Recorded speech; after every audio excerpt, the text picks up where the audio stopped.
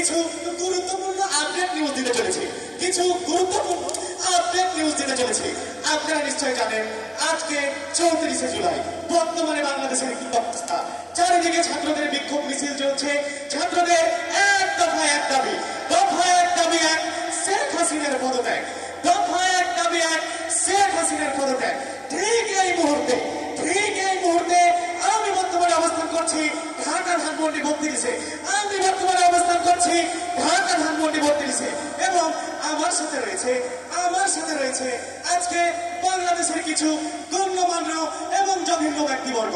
এই গণ্যমান্য জঘন্য ব্যক্তিবর্গদের মধ্যে আমি আপনাদেরকে প্রথমে পরিচয় করিয়ে দিই। প্রথমে আমি পরিচয় করতে দিচ্ছি বাংলাদেশের একজন গণ্যমান্য জঘন্য ব্যক্তি শেখ হাসিনা আপার সাথে, আমাদের শেখ হাসিনা আপার সাথে। এবং তার সাথে রয়েছে তারই আরেকজন সহযোদ্ধা তথ্য যোগাযোগ প্রযুক্তি মন্ত্রী আমাদের পলক মামা। তো চলুন আর কাল বিলম্ব না করি এখন সরাসরি চলে যাচ্ছি শেখ হাসিনা আপার কাছে। তো শেখ হাসিনা আপা, নিশ্চয় আপনি জানেন বর্তমানে বাংলাদেশের কি অবস্থা। ছাত্রদের একটাই দাবি, দফায় এক দাবি এক শেখ হাসিনার পদত্যাগ। ছাত্ররা লেখালেখি করছে শেখ হাসিনা আপা নাকি পদত্যাগ করবে, শেখ হাসিনা আপা নাকি লাপাত্তা। এ বিষয়ে আপনি কি বলতে চাচ্ছেন? শেখ হাসিনা পালাবার মেয়ে না, শেখ হাসিনা পালায় না, পালালে তো পালাবে ওই রাজাকারের বাচ্চারা, তবুও শেখ হাসিনা পালাবে না। জি আপা, আপনি অবশ্যই ঠিক কথা বলেছেন। কেননা আমাদের আপা না থাকলে আমাদের কাঁঠাল দিয়ে কাবাব করা শেখাবে, আমাদের ফ্রিজে কাঁচামরিচ সংরক্ষণ করে খাওয়া শেখাবে কে? সেহেতু আমাদের একমাত্র শেখ হাসিনাতেই ভরসা, সেহেতু তিনি পালাবেন না। কোথা থেকে এসেছে? ভালো হয়ে রাস্তাঘাট উন্নয়ন চোখে পড়ে না, পদ্মা সেতু দেখো না, উন্নয়ন।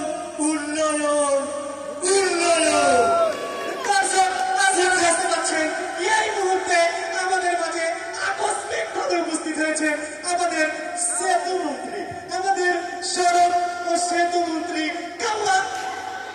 কাদের কাকু। তো আর কাল বিলম্ব না করে আমরা এখন সরাসরি চলে যাচ্ছি আমাদের কাদের কাকুর কাছে। তো কাদের কাকু, আপনি নিশ্চয় জানেন বর্তমানে বাংলাদেশের কি অবস্থা। ছাত্ররা বলাবলি করছে আপনারা নাকি পালিয়ে যাবেন, আপনারা নাকি পদত্যাগ করবেন। এই বিষয়ে আপনি কি বলতে চান? জ্বালা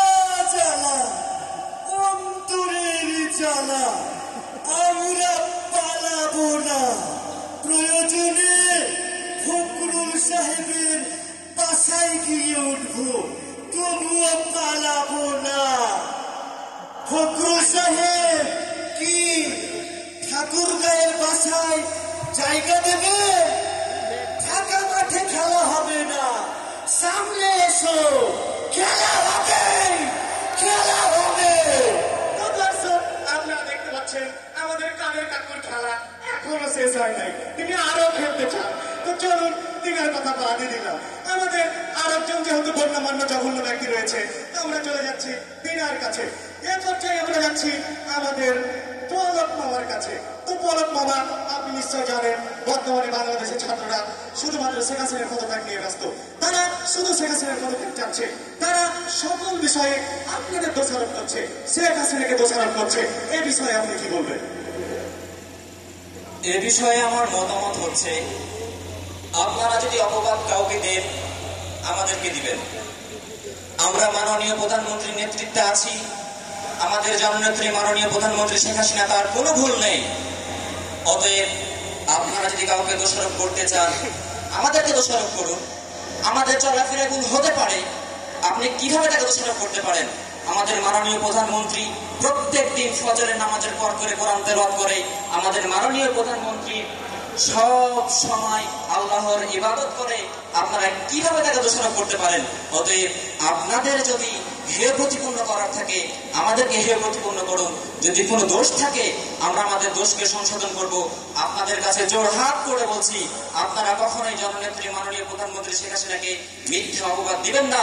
তার কোনো দোষ নেই, যত দোষ থাকবে সব দোষ আমাদেরকে দিবেন, আমাদের মাননীয় প্রধানমন্ত্রীকে কোনো দোষারোপ করবেন না। তো আপনারা দেখতে পাচ্ছেন আমাদের পলক মামা বলতে চাচ্ছে মাননীয় প্রধানমন্ত্রীর কোনো দোষ নাই, তিনি একদম নির্দোষ। তো পলক মামা, আমরা কিছুদিন আগে দেখলাম ফেসবুকে বলাবলি করছে, ছাত্ররা লেখালেখি করছে, আপনারা নাকি ইন্টারনেট টেনে নিয়ে ছাত্রদের উপর নির্মম হত্যাযজ্ঞ চালিয়েছেন, ছাত্রদের হত্যা করেছেন, এ বিষয়ে আপনি কি বলবেন? আমরা ইন্টারনেট বন্ধ করিনি, ইন্টারনেট বন্ধ হয়ে গেছে। তো আপনারা শুনতেই পেলেন, আমাদের পলক মামা বলছে তিনারা ইন্টারনেট বন্ধ করে নাই, হয়ে গিয়েছে। তো চলুন ওনার কথা বাদে দিই, আমাদের সাথে যেহেতু রয়েছে শেখ হাসিনা আপা, আমরা আবারও চলে যাচ্ছি আমাদের শেখ হাসিনা আপার কাছে।